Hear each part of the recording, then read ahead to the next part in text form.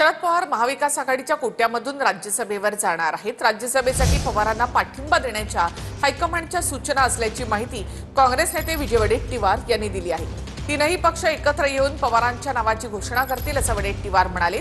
दरम्यान काल सुप्रिया सुळे, जयंत पाटील यांच्याकडून उद्धव ठाकरे यांची भेट घेण्यात आली आहे। ज्येष्ठ आहेत आणि आम्ही महाविकास आघाडीचा धर्म पाडणारे आहोत। तो धर्म आम्ही पाडून महाविकास आघाडी एकत्र राहावी, ती मजबूतीनं पुढे जावी, येणाऱ्या आव्हानाला, येणाऱ्या सगळ्या गोष्टीला, ही आमची सातत्यानं भूमिका राहिलेली आहे।